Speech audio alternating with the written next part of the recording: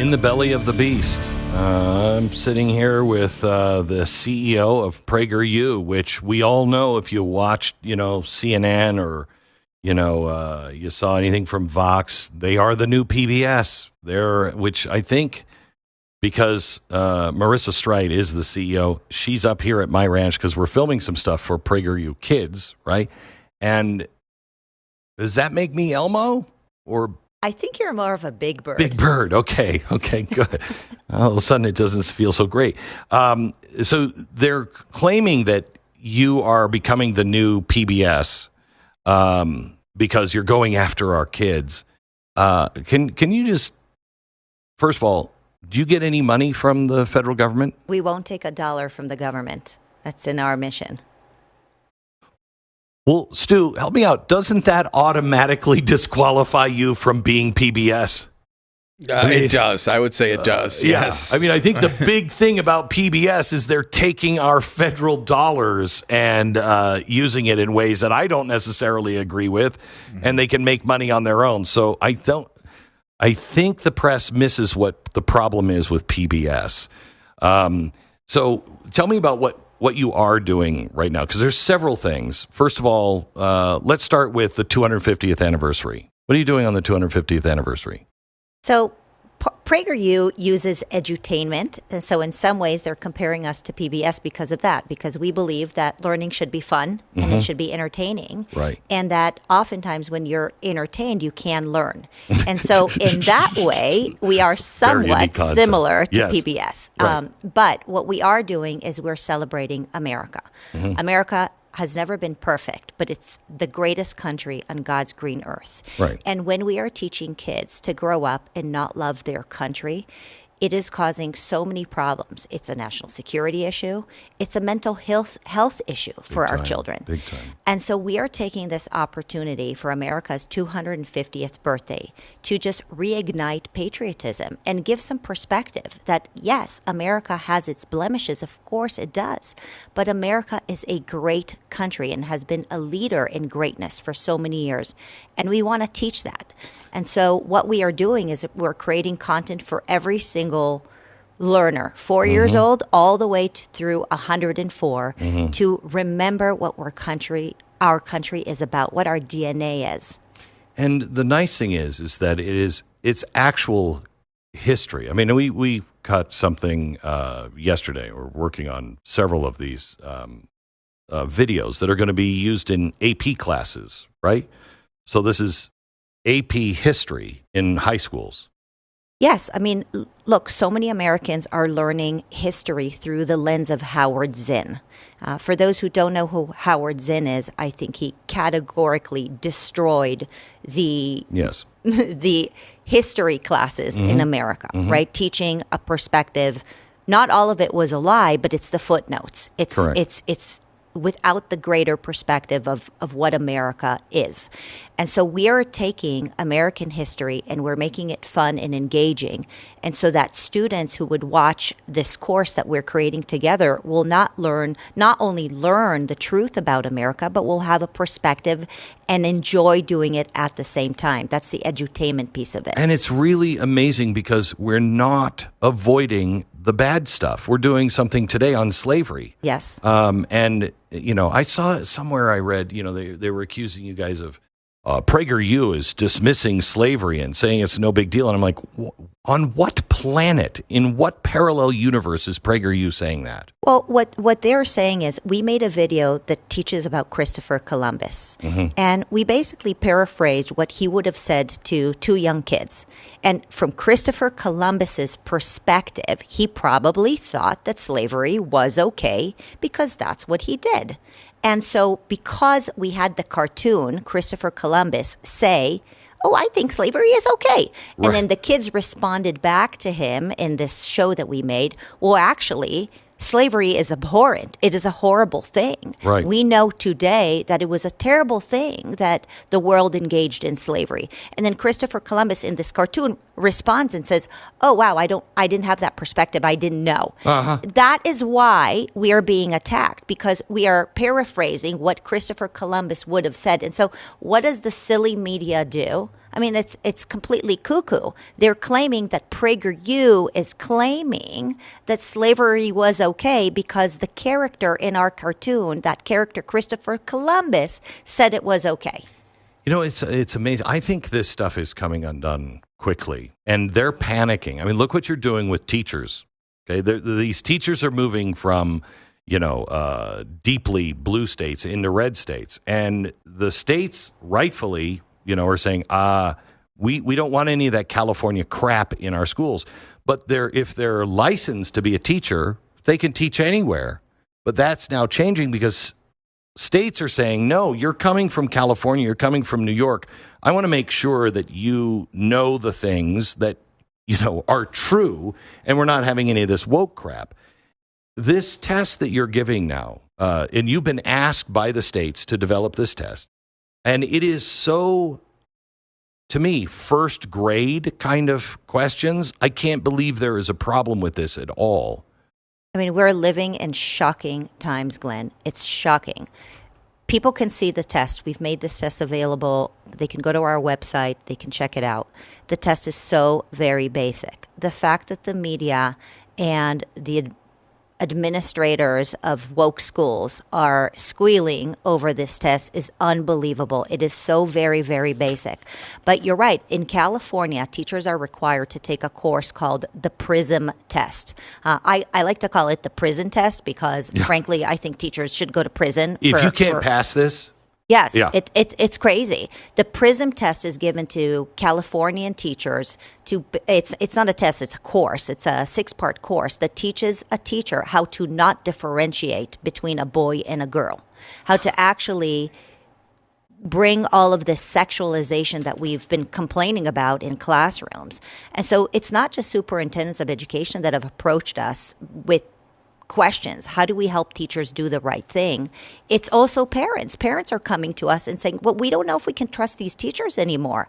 We're going to send our kids to our schools and have a teacher that can't pass a basic civics test, that can't pass a basic literacy test, that can't pass a basic understanding of what a boy is and what a girl is. So Superintendent of Education Ryan Walters of Oklahoma approached us and said, can you just do something very basic, because the complaints are coming in when parents are sending their kids to schools where teachers who have come in from California and New York are in charge of a classroom and are bringing in the woke indoctrination that they've received in California. Any idea how many teachers are failing this test? Well, we are launching this test now. Okay. So this is a brand new test, but I can tell you how many teachers have been forced to pass the PRISM test in California, almost every single one of them. So listen to some of these questions. Stu, this is multiple choice. This is not a setup. This is multiple choice. So, you'll get everyone. This is the first question. What's the primary biological distinction between males and females? A, height and weight. B, hairstyle. C, personal preference. D, chromosomes and reproductive anatomy. That's a tough one. That's a tough one. Leaning hairstyle. But I'll go D. At birth, how is a person's biological sex typically identified? A, personal feelings. B, parental choice. C, online registration. D, visual anatomical observation and chromosomes. That's a fascinating one. I mean, obviously the answer is D, but I would say a lot of people on the left would say B, right? Like it's parental preference or something. Yeah, right. Or personal feelings. Mm-hmm. I mean, this only gets hard if you are completely disconnected from science and reality. Well, you mentioned science and reality. I have spoken to pediatricians and doctors, frankly, from all over the country, who are forced to erase the question of whether they have a boy or a girl in the medical charts when they're receiving a new patient. So this is not just a problem in schools, but this is a problem in pediatric offices as well. So yes, sadly, we are living in the twilight zone where teachers have to be taught very basic common sense. Listen to this. Name one reason the colonists fought the British. A, avoid working the land. B, higher social standing. C, resist forced army service. D, protest high British taxes without representation. I mean, honestly, fifth graders, in my day, fifth graders would be able to take this. 100 years ago, first graders would be insulted by these. Who was the first president? John Adams, Thomas Jefferson, Greg Washington, or George Washington? I'm pretty sure it was Greg. What did the Emancipation Proclamation do? Ended prohibition, freed Confederate generals, freed the slaves in the North, freed the slaves in the South. Honestly, you cannot be a teacher if you don't know these things. We agree. And as much as we're giggling about it, and it sounds funny, but it's really not funny, Glenn. It's really sad and it's really upsetting. Part of what this test is doing is it's actually recalibrating what is happening in the classrooms. It's reminding teachers to focus on what matters. It's reminding teachers to actually look at the world through common sense, a lens of common sense. And sadly, the teacher indoctrination centers, which is basically the teacher seminaries, the colleges for teachers, have been turning the world upside down, and they're training these young teachers to go into our classrooms, and you're lucky if they know nothing. The problem is the Marxism that they're being taught. I know. Talk to me a little bit about Hungary, because you just got back from Hungary, didn't you? Weren't you there last week? Yes, we were in Hungary last week. What is happening in Hungary? So what is happening now is the world is realizing that there's a real attack on common sense everywhere, and there's an attack on values. And PragerU, through our edutainment model, has been successful here in the United States. I mean, as you could see, CNN, New York Times, they're all upset that we're becoming the new PBS, as they call us. And we don't want to just create a system that helps America. We want to create an industry that helps the world. We want the world to be a better place, Glenn. And so when other countries approach PragerU and say, hey, how do we do edutainment in our own country? Our answer is yes. And so we have created now a training system for other countries so that they can bring these wholesome, patriotic values to their own countries. So we flew to Hungary to train them. We've been training some folks in the UK. Canadians have come out to PragerU. We've done the same training for them. For a very long time, I hate to say this, over the last 10 years, America has been exporting some real bad ideas. USAID. USAID has been a huge problem. It's been propagating a lot of this gender blur stuff. Yeah. And to countries that were dead set against it, but were starving. You can't get the aid unless you teach this. Exactly. And they did because they had to. We've been bribing other countries to do the wrong thing. It's awful.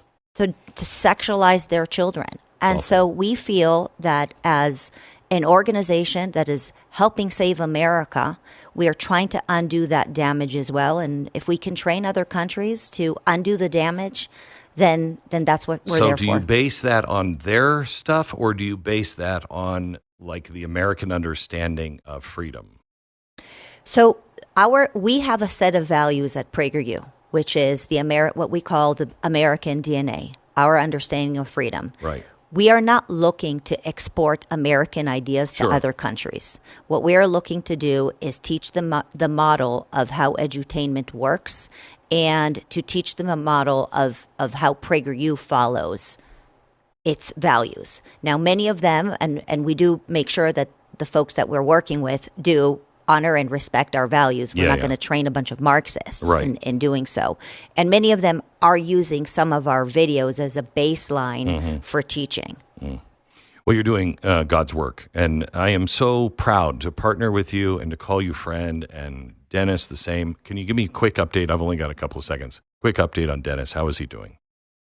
So Dennis had a very severe injury. For those who don't know the background, he fell down. He hit his spinal cord. The spinal cord injury is at the top of his spine, and so it makes it very, very difficult for him to breathe, and that's why the recovery is taking so long. It's been already 9 months that he's been laying down. His mind is there. His body is not there, but the good news is he just completed another book. It's amazing. So Dennis is living his values. Yeah. Well, we pray for him all the time. Thank you so much. By the way, if you want to give to PragerU, Mercury One has given to PragerU. Tanya and I donate to PragerU. I mean, I believe these guys really are saving the republic. It's one of the most important movements. This month, they are doing a matching dollar for dollar. So you give $1, somebody else will give $1 to match it. So you double the effect. Please give to PragerU. Go to PragerU.com, PragerU.com. Thank you. Better you than the government. We don't take $1. Yeah, good.